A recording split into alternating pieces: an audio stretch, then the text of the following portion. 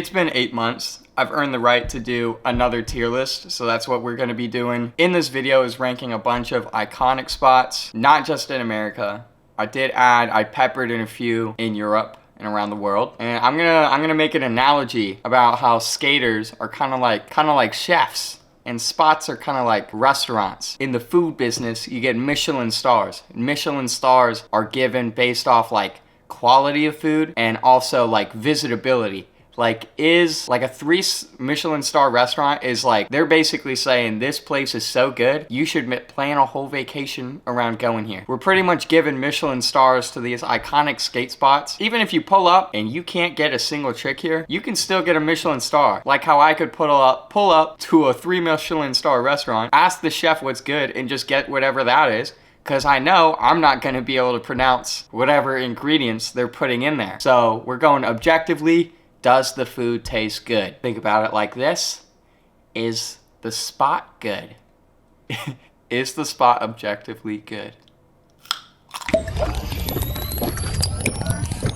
Before I get into these videos, I want to show you guys these rep dunks that Pleashoes was actually nice enough to send me. I've been getting more into skating with thicker cup soles than I used to be. And we all know dunks skate super well, but they're super expensive. So once again, thank you, Pleashoes. Also, we're doing another board giveaway this week, so definitely check that out in the description below. Especially if you guys are in need of a board, this is your golden opportunity. So we're gonna be starting this list on a local spot, Freedom Plaza, the local DC spot. It's a lovely, really long granite ledge with a lot of history at this spot. So I think that this is one of the most aesthetically pleasing spots on this list, especially in person. When you're here in person, there's Pennsylvania Ave, and right down Pennsylvania Ave, you got the Capitol building.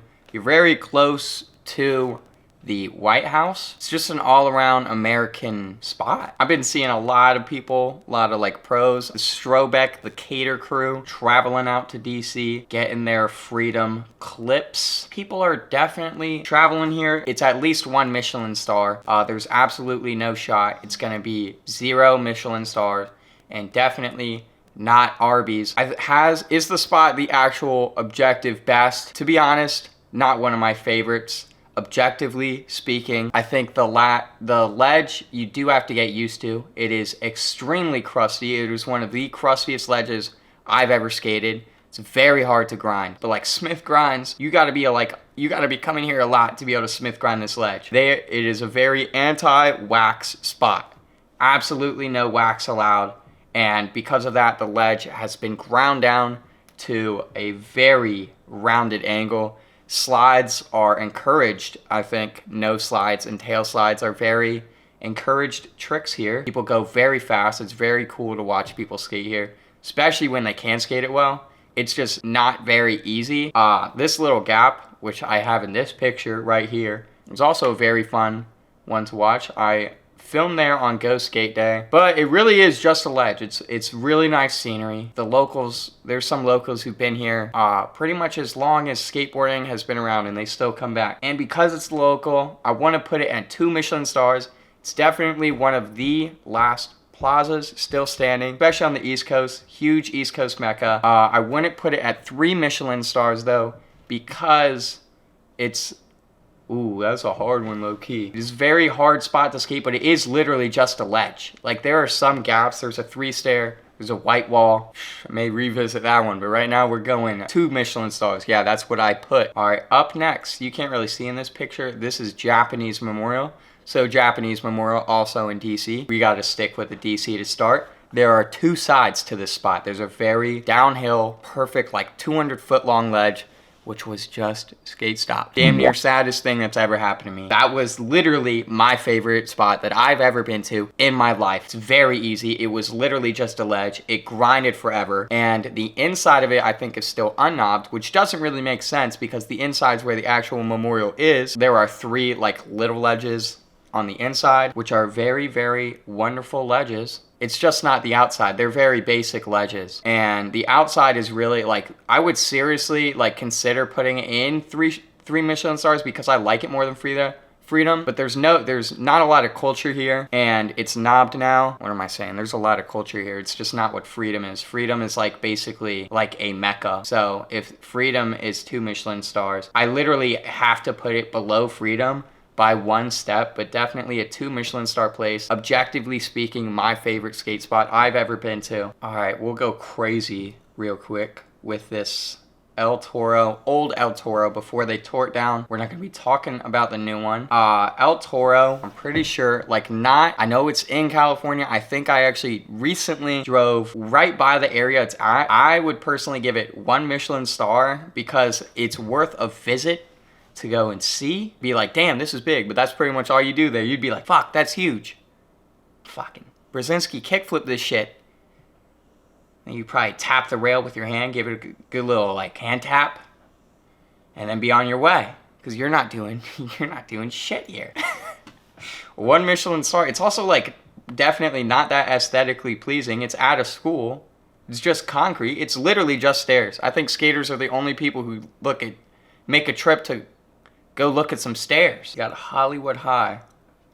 I don't feel like I have to say too much about this one. I've been to LA quite a few times, never seen this spot. Mainly because I've only had a car 1 time when I've been there, and there's no way I'm about to pay an Uber to go to a spot that I'm not gonna hit. But this one is definitely more visitable and probably more famous than El Toro, and a whole lot more tricks have gone down here. And that one is, I could, if I really wanted to, probably board slide the 12 rail. Not a big handrail guy, but maybe if I was there, I would just get like super psyched. And there's absolutely no way I'm touching El Toro. But like I said, I've never taken the time to actually go there, which also it's a California spot. And I just want to keep my DC spots a little bit higher because I think we're a little bit more niche. California, like Hollywood High. Oh hell, I might have to put in. Because I know more people would be hyped on visiting this spot than visiting El Toro for sure. And it still exists. But like pretty much every trick that has been, like, I think this spot is definitely like past its prime. I think most of these spots are actually past their prime. Everything at fucking Hollywood is ABD at this point. See, I'm gonna come at it from the perspective that if I lived on the West Coast and I came to the East Coast, I probably wouldn't even know what Japanese Memorial is, but I might know what Freedom is. Even though Japanese is one of my favorite, it just doesn't make the cut to be higher ranked than Hollywood High. That just sounds asinine, to be honest. So yeah, we're gonna keep it right there right now. We got a very similar quick situation to El Toro, the Santa Monica triple set, which I'm just gonna keep short and sweet. I would put it at 1 Michelin star because of its location. It's very easy to visit if you're in LA. It's in one of the most tourist dense areas of all time. So even if you're like a kid and you're visiting LA with your fam, you might just go down to the Santa Monica Pier and just look over the guardrail and look at how ridiculous this set is. It's the widest thing I've ever seen in my life. Very easy to visit. If it wasn't in such an accessible location though, I'd put it in 0 Michelin stars. Actually, yeah, from my personal opinion, I would probably not go out of my way to go visit the triple set. So I would put it in 0, but I'm gonna put it at 1 because it's very easy to go visit. Then this one is crazy right here. This is probably the first spot that I was like really hyped on. Like this is a spot that I was like, I want to go visit that. I'm going to go skate Carlsbad Gap someday. I used to think that. And then like a year after I started skating, Carlsbad Gap was no more. It really doesn't look like that big of a gap, though I know literally everyone says, oh hell, that gap is, the landing is uphill. And I feel like on a really good day, I might try to ollie. Would I land it? Probably not, because I know that I'm very particular about my uphill landings. Not that I've ever dealt with one, but I could just imagine it wouldn't be the best time trying to land going uphill. So it's definitely a hard spot, which I actually think makes it a little bit cooler. I think it's, as far as school spots go, it's pretty aesthetically pleasing. If you zoom in on this picture, that's actually crazy. It's got the yellow stairs. Maybe that's why they got yellow skate parks everywhere now, because they're just trying to be Carlsbad. But I think this gap right here is pretty like iconic. I think they've recreated the gap in a lot of skate parks. Especially there's this one near me called Charm City, which has one that looks like, maybe it's just like a regular grass gap, but it's pretty much designed off what I think is like a replica of this. Also, I think like Skate Lab used to have a very similar type gap. So it was designed a bunch, which makes it pretty iconic. And if it was still around, I would actually make an effort to go to the spot, because it's one of those where I'm like, maybe I could do something down it. So it's certainly higher than El Toro. And God, I did not think about where to put any of these. I feel like 3 Michelin stars is a very privileged place. And I think the fact that this spot is dead, and the fact that it was one of the first I've ever wanted to go to, makes me want to put it in 3 Michelin stars. Because it's like, it's probably the upper echelon of skill that I have. So if I would actually make an effort to go there, it's infamous to me. This spot is crazy. Like, God, I wish it was still around. I want to go so bad. All right, we'll hop across the Atlantic. We'll skim across the pond. We'll go to Macba, which is in Spain. It's basically the Freedom Plaza of Spain. It's like, it is Freedom Plaza of Spain. And because it's not in America, that definitely makes it a little bit cooler than Freedom. I don't have too much else to say about it, but I know that I was in Spain with a skateboard. I would make a massive effort to go here if I was in Spain. I would literally make a day out of trying to get there, even though like it's not objectively like the greatest spot. I think simply the fact that it's not in America makes it cooler, and you can argue with me all you want on that. Yeah, now that I'm thinking about it and actually creating this list, it really does look like that is a 3 Michelin star spot. Fuck, we'll go on to another one across seas. We'll go to South Bank, South Bank in the UK. So this one kind of looks like a skate park, and it's got some very nice urban graph for aesthetic value. It's a little underground. South Bank, I could certainly do a lot more tricks at, or I think I'd have a much better time at South Bank than I would at Macba. So I'm definitely gonna put it a little bit higher. Like I said, if I was in the UK, I would make a thing out of going to South Bank to go skate, because it's got that up ledge, which one of my old skate parks used to have, and I really want to skate that up ledge. The stair set looks relatively simple, and there's banks. Hell, 3 Michelin stars should actually be like, in reality, 3 Michelin stars is like you design like a vacation around it. I'm not sure I'd design a vacation around Macba or South Bank, but I'm probably thinking a little bit too literally, so I'm going to keep them there for now. I probably wouldn't design a vacation around Carlsbad either, but no single skate spot in the world is like literally good enough where I would go there. I think a lot of people go to California because there's a lot of skate spots and you can make a whole trip out of it. But single skate spots, I don't think there's any that are good enough to warrant spending that kind of money. If we're going on that logic though, I will bring up this spot is in Copenhagen, if you don't know. But I'm not actually talking about specifically this spot. I'm pretty much talking about the entire city of like Copenhagen and some parts of Austria, which are pretty much just skate park cities, where you actually, this is probably the epitome actually of a 3 Michelin star place, and it definitely has an unfair advantage because I'm not talking about that single hump, which a lot of skaters go to. I'm pretty much talking about the entire city. It's probably the best destination like skate trip that you could go on is to Copenhagen and Denmark, in that area. It's super unique. There literally isn't anything better than that. I probably should have saved that for last because I'm not gonna put anything higher than that. It's the epitome. Going on a trip to Denmark is way cooler than going on a trip to LA.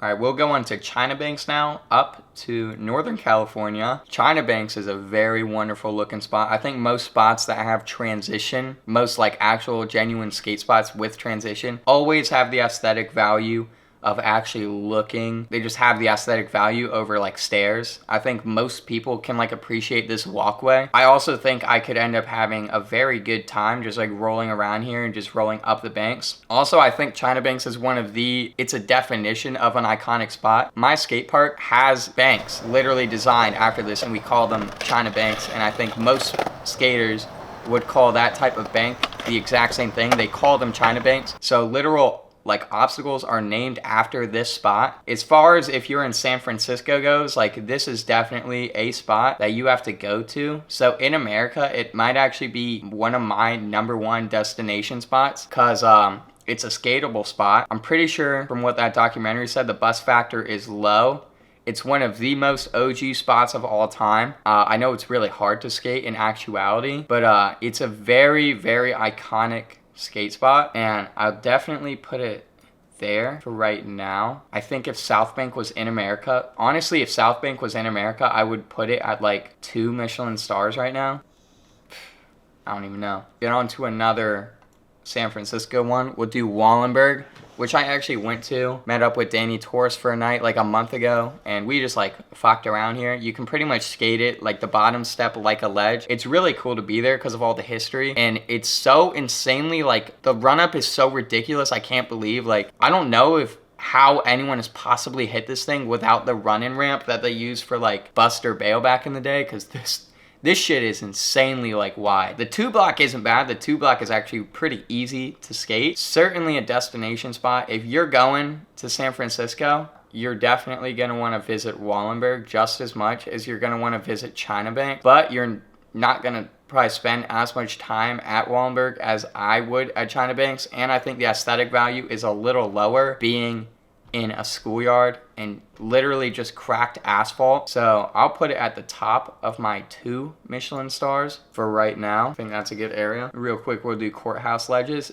Right now, this kind of blurs my lines on skate parks and DIYs because this is basically just a skate spot now. It is the most perfect set of ledges of all time though.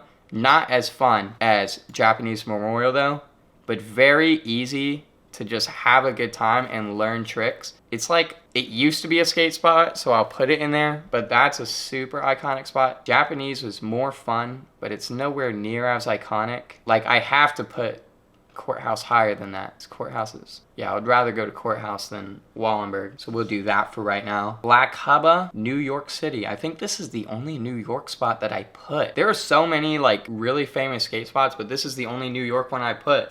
I think this could potentially be a very fun spot to skate with a lot of history. I'm gonna be honest, I'm not like the biggest fan of New York in general, so I'm not sure like how badly I actually want to go visit this spot. Even though I don't live too far from New York, it's just not something I really care for. I did see a manual clip on this. I forgot who did it, but that manual clip was real cool. It actually was, it made me want to go and skate this spot. I just pay less attention to East Coast skating, or I just don't pay that much attention to New York in general. Sorry to all my New York homies. This one for last, the Pink Motel Bowl, one of the oldest skate spots, I didn't mean to put it there, of all time. It is a pool, so it's not made for skating, so it like is a skate spot. But yeah, this one is old as time itself. I honestly have no idea if this spot still exists. But if it did, I think anybody who's like competent on a skateboard could have a really good time. So it actually has to be like a 3 Michelin star place. This would be a really cool place to go visit. It'd be a really cool place. Like even without a skateboard, I'd probably be in pain because I'd be like, fuck, I gotta get some turns in. Because that's just the type of spot it is. Like if you go to Carlsbad even with a board, you're like, might not do anything, but here you at least get some turns in. So I actually might say it is the highest American iconic spot of all time. And that might get me, some people may beg to differ. If you do, let me know why. But yeah, that pretty much completes the list. Looks like I didn't put any in 0 Michelin stars. And I honestly was not anticipating to put any in Arby's because these are all famous spots for a reason. I just put them there so that you guys would think, fuck, is this kid actually gonna put some in Arby's? I may be decent at like hating sometimes, but I wouldn't say I'm gifted. I don't have enough to put any in Arby's.